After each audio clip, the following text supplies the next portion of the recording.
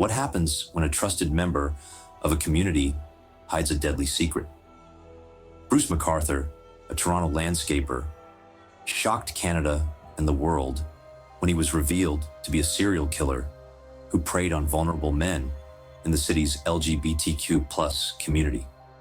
Between 2010 and 2017, McArthur methodically targeted men, luring them into his web of deception before ending their lives in ways so calculated and horrifying that even seasoned investigators were left shaken. In this video, we'll uncover how McArthur used charm and deceit to gain his victims' trust, the horrifying methods he employed to hide his crimes in plain sight, and the groundbreaking forensic work that ultimately brought him to justice. Stick around as we unravel the disturbing details of one of the most complex investigations in modern Canadian history. Bruce McArthur's life began in 1951 in Lindsay, Ontario, a small rural community where he was raised in a conservative religious household. As a child, McArthur exhibited no obvious signs of trouble, but his strict upbringing often left him feeling repressed and disconnected. He later admitted that he struggled with his sexuality, a secret he kept hidden well into adulthood.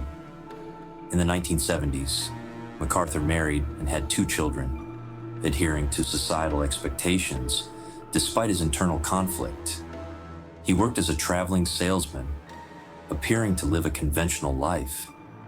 However, cracks began to show when his marriage ended in the late 1990s. Around this time, McArthur came out as gay, moving to Toronto in search of a fresh start. By then, he was in his late 40s and eager to immerse himself in the city's vibrant Church Wellesley village, a hub for LGBTQ+ life. Outwardly, McArthur was friendly, reliable, and well-liked, even working as a mall Santa during the holidays to bolster his image as a community figure. Beneath this unassuming exterior, however, lurked a predator whose actions would devastate countless lives. McArthur's victims were primarily men of Middle Eastern or South Asian descent, many of whom were immigrants, refugees, or individuals estranged from their families. These men often faced barriers such as social isolation, financial instability, or discrimination, making them particularly vulnerable. McArthur used dating apps like Grindr and social media platforms to connect with his victims. His approach was calculated. He sought out men who might not immediately be reported missing or whose disappearances might not attract significant attention. McArthur would often lure them with promises of companionship, using his friendly demeanor to gain their trust before leading them to their deaths. McArthur's crimes were shockingly gruesome. Once he had lured his victims to his apartment or other secluded locations, he would kill them through strangulation. Investigators later discovered that McArthur often staged the bodies of his victims in grotesque poses, photographing them as macabre trophies. These photographs, found on his digital devices, became a critical piece of evidence during his trial. What made McArthur's crimes even more horrifying was his method of disposing of the remains. As a landscaper, he had access to numerous properties across Toronto, and he used these locations to conceal his victims. Police uncovered dismembered remains in large planters and flower beds, hidden in plain sight on the properties of unsuspecting clients. This level of calculation revealed a chilling lack of empathy and an obsession with control over his victims, even in death. The investigation into McArthur's crimes was a long and difficult process. plagued by early missteps. Between 2010 and 2017, members of Toronto's LGBTQ+ community began voicing concerns about the growing number of disappearances. Men like Skandraj Navaratnam and Abdulbasir Faizi vanished without a trace, leaving friends and loved ones desperate for answers. Despite these concerns, law enforcement was slow to connect the dots. Many in the community felt that police dismissed their fears, attributing the disappearances to voluntary choices or transient lifestyles. It wasn't until 2017, after the disappearance of Andrew Kinsman, that the Toronto Police Service began to take the situation seriously. Kinsman's case was different. He was a well-known and active member of the community, and his sudden disappearance raised immediate alarm. Friends provided police with a crucial lead. Kinsman had written Bruce in his calendar on the day he vanished. This small detail proved pivotal. Investigators identified McArthur as a person of interest and began monitoring his activities.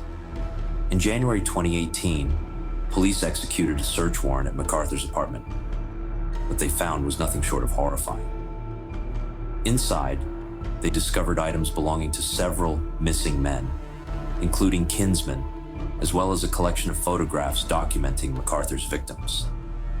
The search also revealed physical evidence linking McArthur to the murders, including traces of blood from multiple victims.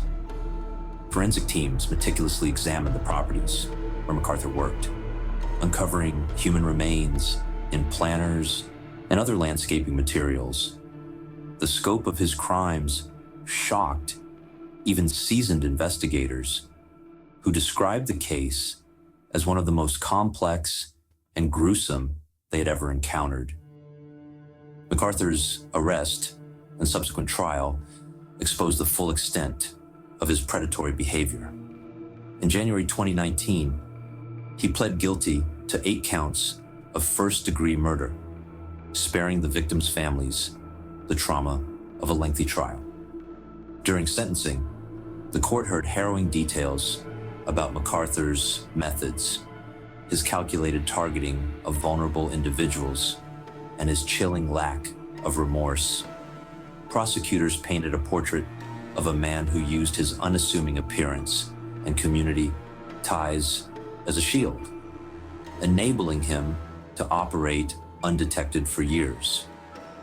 McArthur was sentenced to life in prison without the possibility of parole for 25 years, ensuring that he would never harm another person.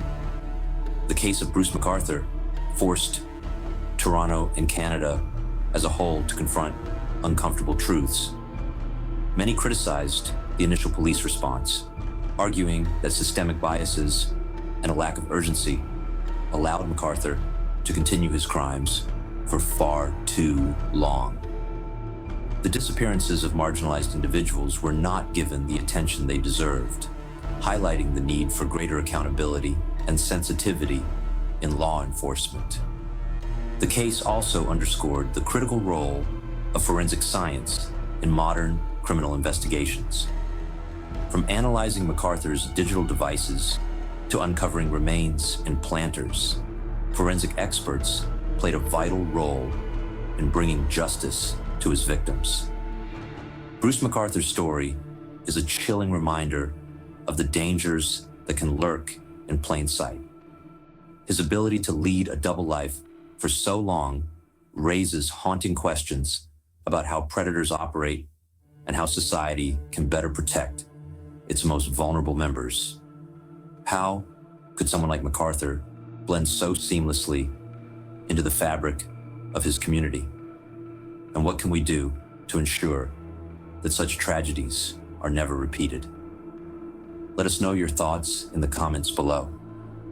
Don't forget to like this video and subscribe to the channel for more chilling true crime stories.